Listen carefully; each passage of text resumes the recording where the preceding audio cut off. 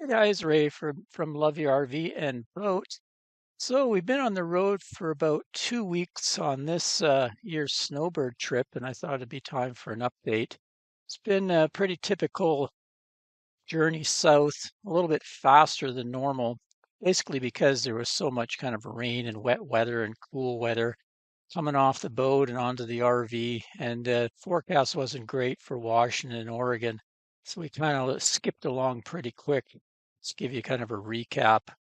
We take the ferry, the Port Angeles ferry from Victoria over here, and we usually head and stop at the Walmart, pick up groceries, that sort of thing, supplies for the trip.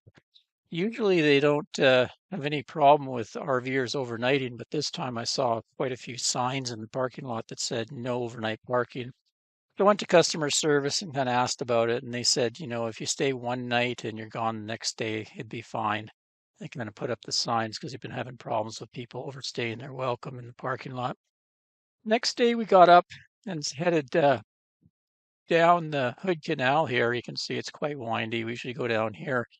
And we were going to go a little further, but the Cougar's brakes started acting up, and I was losing the trailer brakes along the way. So we nipped into this little creek casino and signed up for 3 days in their dry camping lot. It cost $15. They don't sell it by one night. You pay 15 and you're allowed to stay 3 days. So it actually only ended up having to stay one night as I was able to fix the brakes and move on. So it was quite the rainy day. So we kept going and decided to nip in to really a nice overnight spot down a little bit southwest of Portland called the Evergreen Aviation and Space Museum. They have a huge parking lot. If you pay for a museum admission, it's $22, and then you're allowed to stay overnight.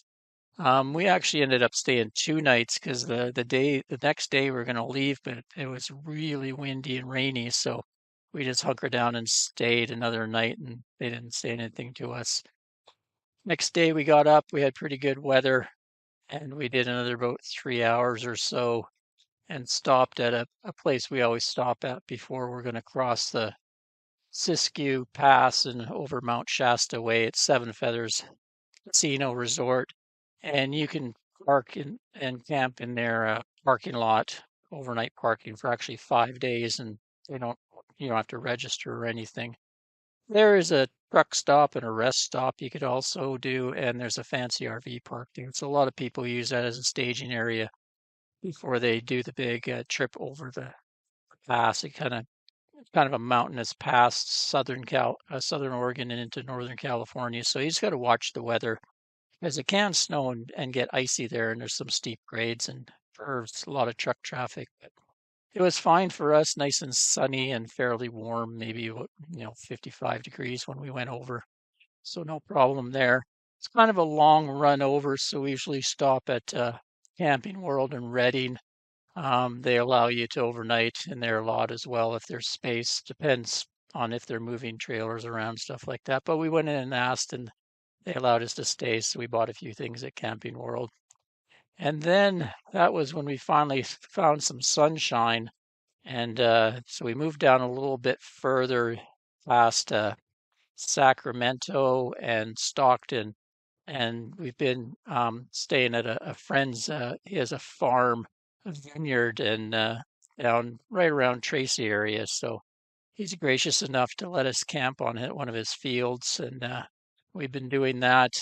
He also let us ride a grape harvester and took us out on his jet boat, and we went around the San Joaquin River delta here. So I have footage of us riding the grape harvester. That was kind of a once in a lifetime experience for us, probably. And then Anne had a great time. She even got to pilot the jet boat.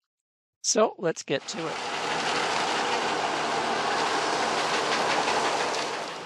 What he does is he gets those, he fixes those issues. Pulls that stuff. So how many people worked on the machine? I got one driver and one guy walking around.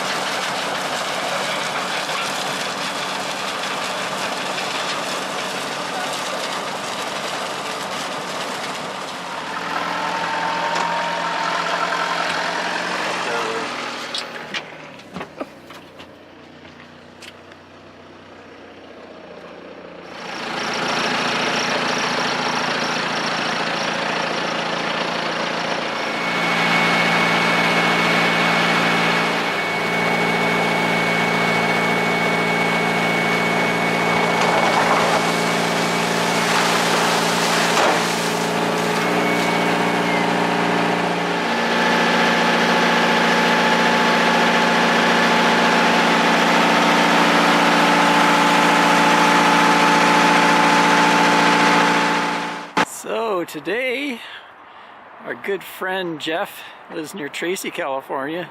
He's going to take us out on his boat and give us a burn around the Delta just to get rid of some gas before the winter. And Anne's super stoked. Look, she's got a boating smile again. Look at this boat. Beauty. Chaparral. 22-foot Chaparral, 500 horsepower with twin jet engines. Wow. It's named after Noon Delight. Pretty nice. Pretty Look at the nice. seats and the swim platform. Beauty. Bow rider. Yeah, look at the seats in the back. We didn't think we'd get on a boat again. Not till spring. but Till here we are. spring. In a few weeks. Back on a boat. Woo!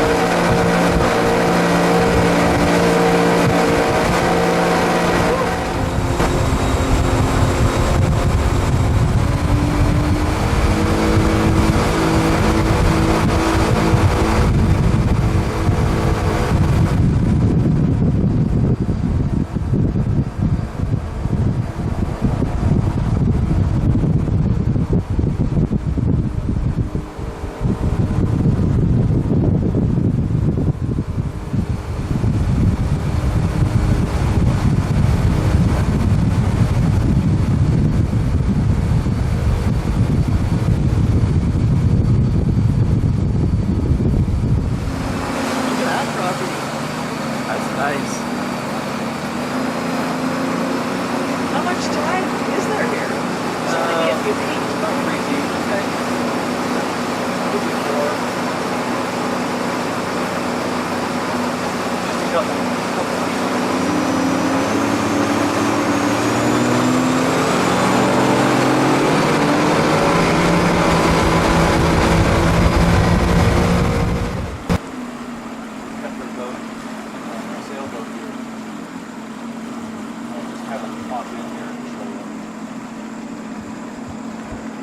Yeah, is there a lot of current?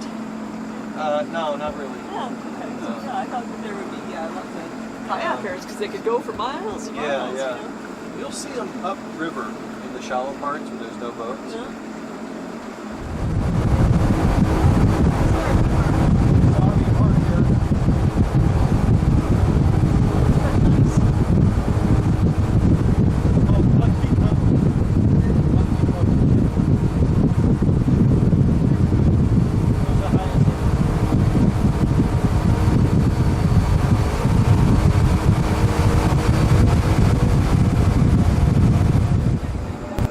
We went quite a ways, eh?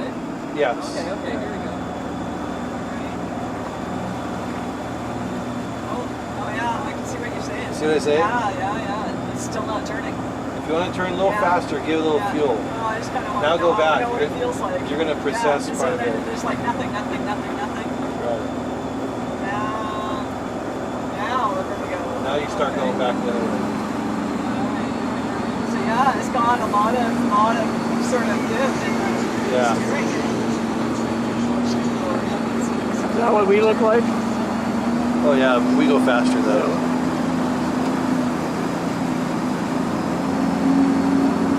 You can pass on the left, don't worry about it. You know what it looks like to turn before I go faster. Sure. Yeah, there's a lot of play. That's so sweet.